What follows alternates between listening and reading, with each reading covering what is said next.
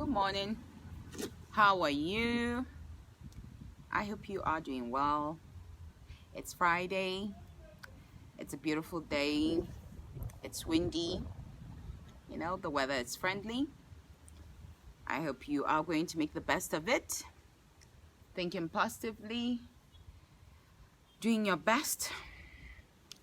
You still have the gift of life, so make the best of it. Happy Friday to all the beautiful people out there. It's still the month of consciousness, and we're still here trying to strive and make the best of it. So today I'm still going to discuss some key things about the previous week that I touched some bases.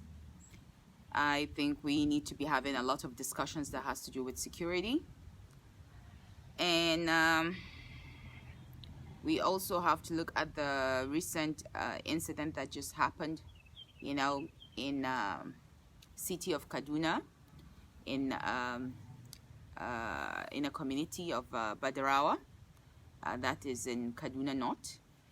A child was killed, murdered, a 5-year-old and 5 months, was killed, murdered in the most brutal criminal way ever. And I took time to travel to go visit. I visit the mother, but I didn't take pictures because I didn't want it to be, in a situation, like someone just came. I wasn't in the mood, I was heartbroken. I was heavy-hearted. I saw the young mother. She happened to be like the last wife of the person, and that was her first son. And he also, she had only 2 kids. Now she's left with 1. That was her firstborn. So, I kept rotating in my head. You took a child that trusted you. He calls him officer. And then the person also gets favor from his dad, in the house. So it's trust that allowed the kid to remain calm for him to be able to be transported all the way to Kano.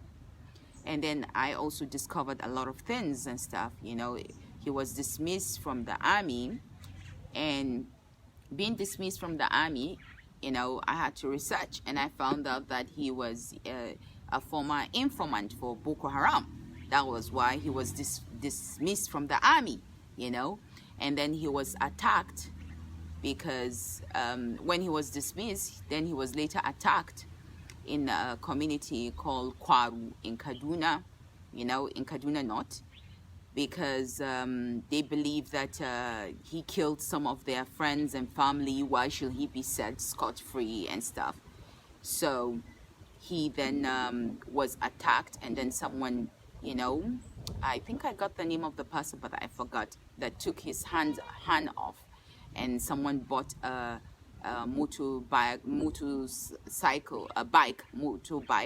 bought a motorbike for the person that took off his hand, and he was left with 1 hand. So the dad of this person that he murdered his child was the person that gave him 60,000 naira to go get aid, and then he also gave him 300,000 naira, or 350, I think, about, for him to get an artificial hand.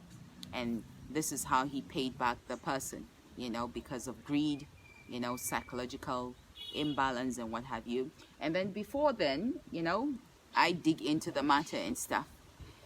Before then, he had a girlfriend that he used to be in that community, and they used to sleep together. And he has a wife. He has a younger wife, that used to be a hairdresser. She has done my hair some couple of times years back. So he then used to cheat on the wife. He used to treat her very badly, but she loved him so much not to leave him. And then he also liked older women, and this woman that is 53 years old, that does not represent the name that she has, Amina, and that's the woman that was on the picture. So this woman also was his girlfriend, and he's was planning to marry her after Salah. and he had already given her bride price, which was around 100,000 naira. And then also he gave her 500,000 naira for things, and then he even bought her a car with all the criminalities and stuff like that, you know. So what I was, and then the kid's father also gave him and his wife during Ramadan about 200,000 naira for them to, you know, sustain themselves, you know. So you see, the level of hypocrisy we have in the northern region is bitter all the way, and it's disgusting, and it's gross, and it's painful, and it's now getting back at us. When I keep telling you about hypocrisy, it's very bad. You don't get it, you know. Some of you people think, you know, you even come back to tell me that I'm the hypocrite, you know. And I sometimes use the word Allah Isa between you and whoever tries to, you know, swing or manipulate or try to make you look stupid, or try to make you, you know, be the quote unquote. So the reason behind this is that the hypocrisy we have, you know, it's never about the best of us, but trying to get out the worst of us. We must do our best to see that we are more than this, you know. We speak out when we see illnesses in the society. The sad part that someone has saw the kid when this person was traveling with the kid, but they could not do much. That's what I just don't get. And then the police also department, they need to step up. All the police officers that they're following me on my page and stuff like that, you need to step up. You need to sit down, re-strategize, think on how to help reduce civilian casualties and criminal activities. There was also another lady in I don't know, that happened to her, is it in Abuja, that she was murdered, you know, because they didn't, I don't know, or she was already murdered before they now report the incident, or she was before she was murdered when they started suspecting things. They need to have mobilization. You need to, what is the taxpayers' money for? You know, when you cannot help prevent crime, what is the guns and stuff that you have holding on to, you know, that you can use your bullet wisely towards the right, you know, right situation that is endangering the public. You know, we have to do more to keep the public safe, to know that they have, you know, they have responsible enforcement, you know, because enforcement is for you to make sure that you're there on time, you know, not when all the things have been done, the ugliness and the horror and the evilness has been done, and then we start saying he said, she said, when, time, location, tracking all the time when things have been done.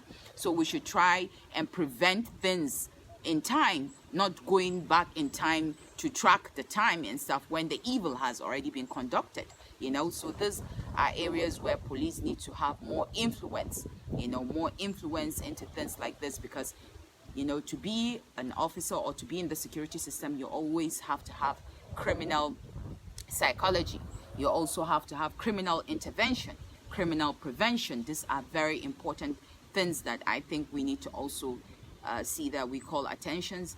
Also, the public, the community, they also need to have all this, you know, community watch. You know, you have to be honest. If the child is not your own, you need to also have this compassion, you know, care, because you never know when it's going to hit you, you know, because these things like this are becoming more smart. It's someone that is close to you that can harm you.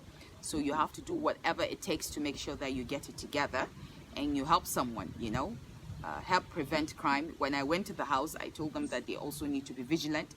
You know, this is a lesson for all of us. It's a painful lesson, but it's a lesson for all of us. And then, you know, sometimes when things happen, they will tell you that because it didn't happen in your house, so it didn't happen.